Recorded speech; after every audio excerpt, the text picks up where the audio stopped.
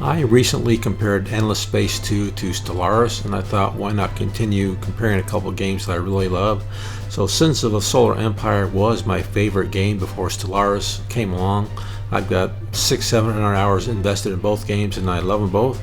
So I thought it'd be a great to compare the two and point out the advantages and the disadvantages to playing each one. For this comparison, I enabled all the DLCs for both the games, simply because I have all the DLCs for both the games, and I thought that would make it a fair comparison. I guess the best place to start is at the beginning of both the games.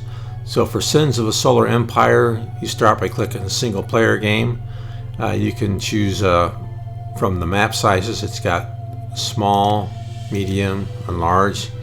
It also has a map designer, which I've never used, and a Galaxy Forge, which I've used some, but that's another video. So usually to start out with, I will take a medium map. I'll just take a random map on this one. I can also set my victory conditions if I want to. There's 6 you can set. Since I usually go for domination victory, I usually just leave these off so I don't get blindsided by the AI doing something I don't know about. But you can turn them on if you want to. Once everything is set up to your liking, click the play button, and then you get to the point where you can choose your faction that you want to play if you want. Sins has got 6 factions: Tech Loyalist, Tech Rebel, Advent Loyalist, Advent Rebel, and Visari Loyalist and Visari Rebel. I don't know, I have a personal preference for the Tech Rebels. I usually like to play them, so that's who I'm going to choose. The AI players can be random if you want. You can also set the difficulty level. So if I want a really tough game, I might bring this guy up all the way up from normal to like vicious. And I think I'll do that for this game just because I like to challenge them. I've gotten to where I know this game fairly well. You can also choose who you want to play against if you want to. So I might make this guy a Advent Loyalist. Something else you can do at this screen is set the AI's specialty or his attitude.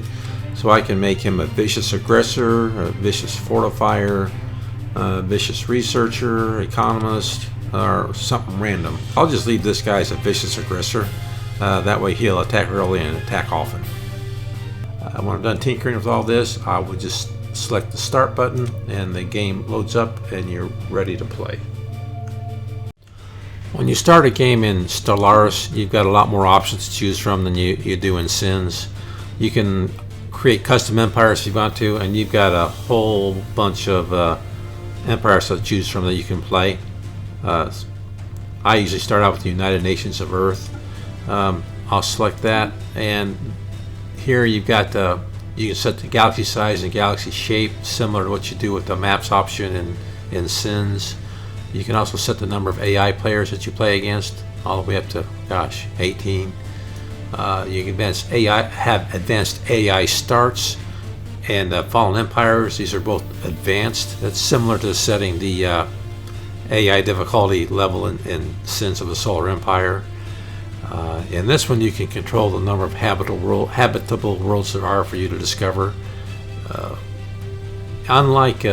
Unlike Sins and most of the other games in the space strategy genre, this really has only one victory condition, and that's the overall score. You can set that to any year you want. I usually like to set it at 2,500, but you can set it up to where there's no ending at all. The thing is, you can play after that victory year is reached if you want to. You can set the difficulty level of the game all the way up to Grand Admiral. Scaling difficulty, that just makes the AI empires get stronger and smarter as the game progresses. So lots more options here. I've loaded a Sins game I have in progress where I was playing as the Tech Rebels, and this screen, similar to the Stellaris screen, you can zoom in and out, except here I can zoom all the way into the planet without having to select the system view or galaxy view to scroll out. This has an outliner similar to Stellaris, except the outliner is on the left side instead of the right side. I can contract and expand what I have at each planet to make it less cluttered. This thing will show you what your defenses are at around that planet, frigate factories, extractors, and things like that. This game has a row of icons at the top of the screen that you use to interface with, and also has a set of icons over here, which I would say is roughly equivalent to the galactic market in Stellaris. So here obviously is the game menu where you can save the game, quit, make video and sound settings, etc., etc. This is the zoom to cursor button. I always leave it on because that means wherever my cursor is, that's where to zoom. Nice feature, I like that, so I always leave that on. Cinematic mode, it just, according to the game, this makes it more visually appealing if you turn it on. I really prefer to see the visual effects, the hyperlinks, and the ships going back and forth, so I always leave that one on. Got diplomacy, which you can do diplomacy with the different empires in the game, and I'll go into more detail on some of these screens later. It has an option for relationships, which tells you who likes you and who doesn't like you, and you can also manage packs and make agreements with these guys at this screen. Research, there's really 5 basic researches, and military and defense. Well, the defense doesn't. Some of them have 3 branches, some of them only have 1. Also, you have the criminal underground, which is where you hire pirates to do your dirty work, among other things. Black market's where you can buy and sell things, and pirates is where you can hire to do dirty things. Right now they've got a contract out on Ast Eternal. Looks like I'm safe for the time being. Tells you how many capital ships you can build. It's zeroed out right now, which means I can't build anymore. Also has a fleet supply limit of 122, which means I can't go past that. These are both hard numbers. They can't be exceeded until you do research to increase the level.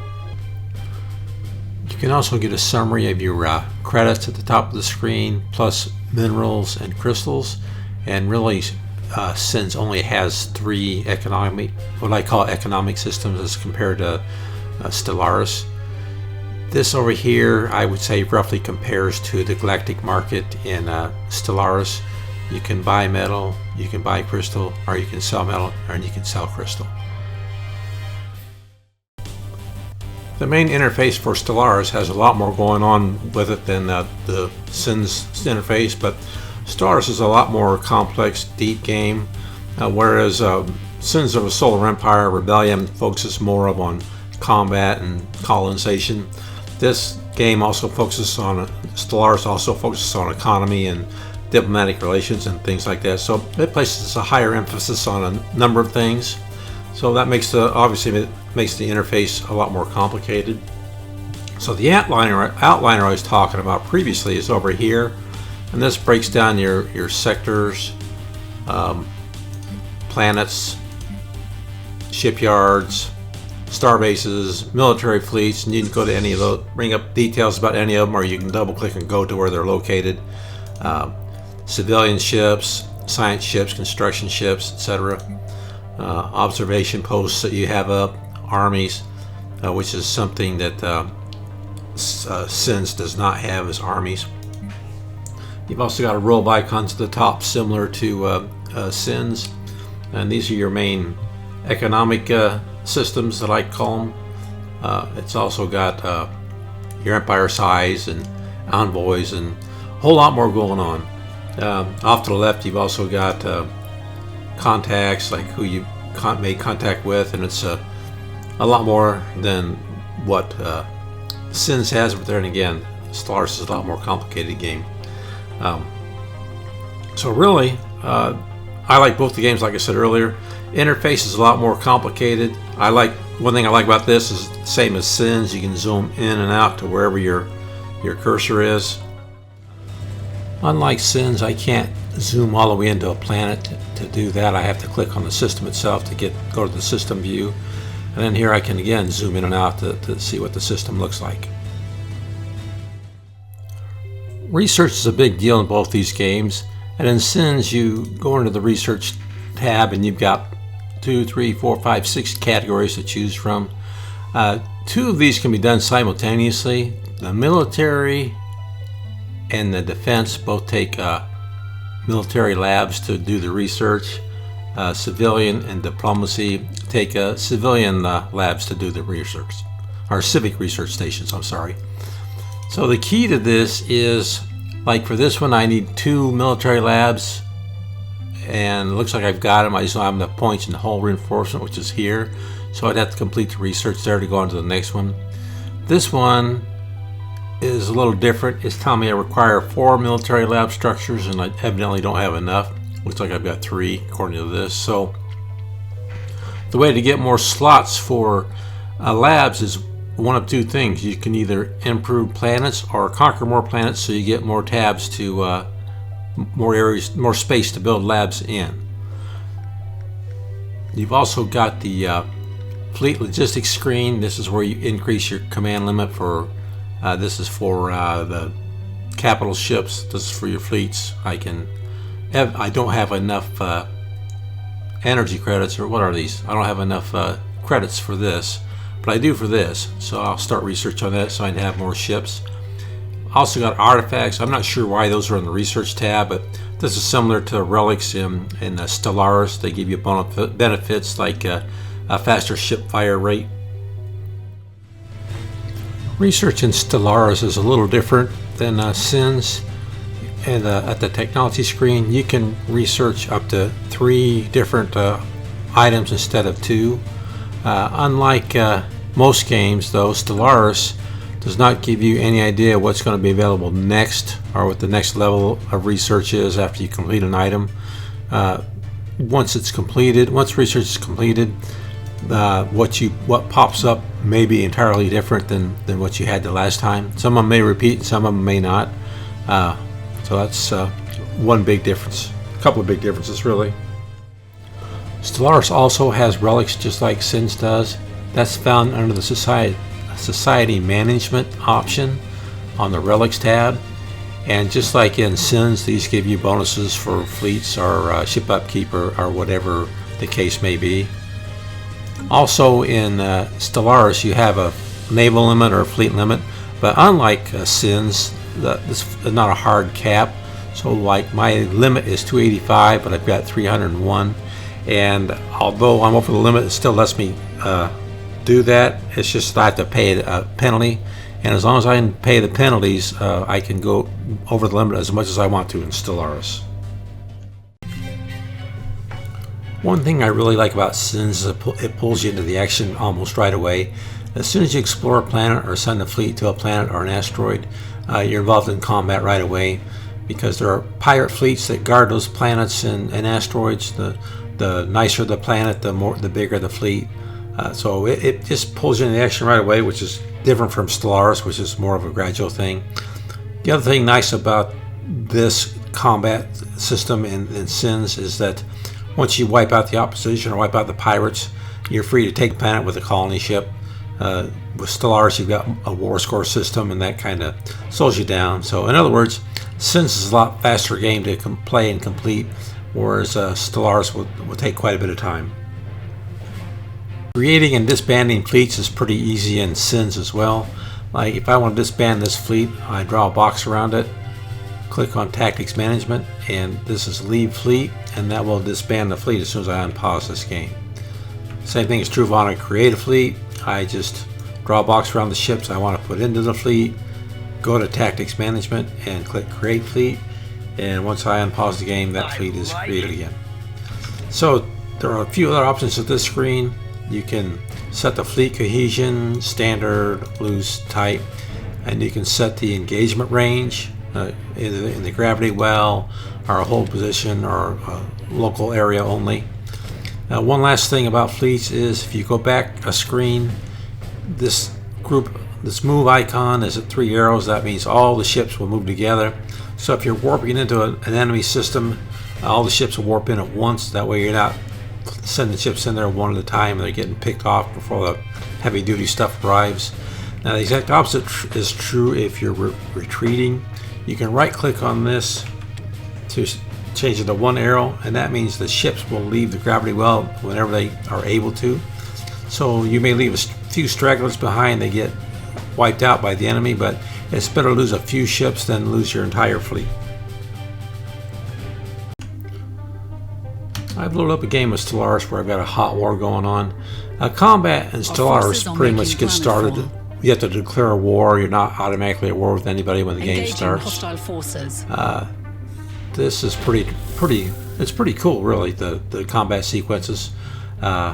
You've got generals you can assign to your fleets, and you've got, just like in Sins, you've got various ship classes.